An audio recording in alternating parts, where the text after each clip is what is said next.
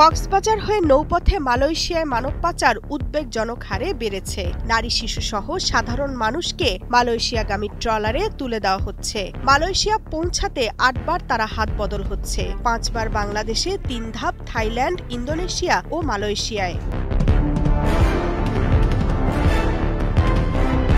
প্রতিবছর শীত মৌসুমকে সামনে রেখে কক্সবাজারের উখিয়া, টেকনাফ ও রোহিঙ্গা ক্যাম্পে মালয়েশিয়ার ফাঁদ পাতে মানব পাচারকারীরা। না জেনে বুঝে অনেকে রাজিও হয়ে যায়। তখন তাদের জড়ো করা হয় টেকনাফের বাহারছড়া ইউনিয়নের বিভিন্ন পাহাড়ে পাচারকারীদের গোপন আস্তানায়। সেখান থেকে সুযোগ বুঝে তোলা হয় ট্রলারে।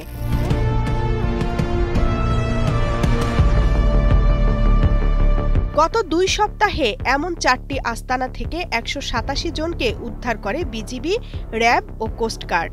১৬ জনকে গ্রেপ্তার করে। ভুক্তভোগীদের তথ্য অনুযায়ী পাচারকারীদের কাছে পণ্য হিসেবে মানুষ বিক্রি করা হয়। থাইল্যান্ড ও ইন্দোনেশিয়ায় সীমানায় পৌঁছানোর পর এক ব্যক্তিকে অন্তত ৩.৫ লাখ টাকা দিতে হয়। টাকা না দিলে চলে চরম নির্যাতন, যার দৃশ্য হোয়াটসঅ্যাপে ভিডিও কলের মাধ্যমে পরিবারের সদস্যদের দেখানো হয়। বাধ্য হয়ে স্বজনরা পাচারকারীদের চাহিদা মতো টাকা পরিশোধ করে।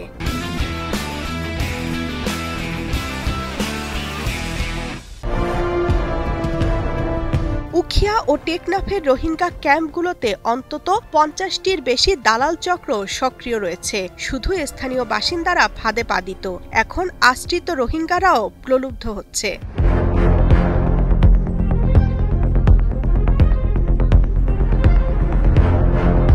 টেকনাফ ২ বিজিবি অধিনায়ক লেফটেন্যান্ট কর্নেল মোহাম্মদ আশিকুর রহমান বলেন, গত এক সপ্তাহে শাহপরীর দ্বীপ, কচ্ছপিয়া পাহাড়ে অভিযান চালিয়ে নৌপথে মালয়েশিয়া পাচারের একাধিক চেষ্টা ব্যর্থ করতে সক্ষম হয়েছে বিজিবি।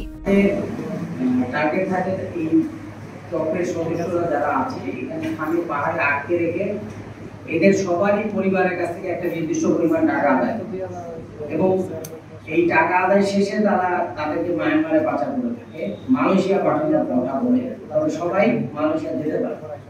তো আমরা যতটুকু আমাদের তদন্তের সাথে প্রকাশ করা সম্ভব সেটা হচ্ছে মায়ানমারে কিছু সংখ্যক, যাদের আরো আর্থিক সামর্থ্য আছে, এদের কিছু সংখ্যক মালয়েশিয়া যেতে পারে এবং তারাই বেসিক্যালি পরবর্তী যে টার্গেট থাকে তাদেরকে প্রলোভন দেখানোর সময় তাদের উদাহরণটাকেই সামনে আনা হয়। অনেক ক্ষেত্রে সেই ভুক্তভোগী এদের সাথে, যেহেতু এদের একটা চক্র মানুষের অবস্থান করে, তাদের কথা অনুযায়ী নতুন যে সকল লোক থাকে তাদেরকে আশ্বাস প্রদান করে যে এদের মাধ্যমে একটা উন্নত ভবিষ্যৎ পাওয়া সম্ভব।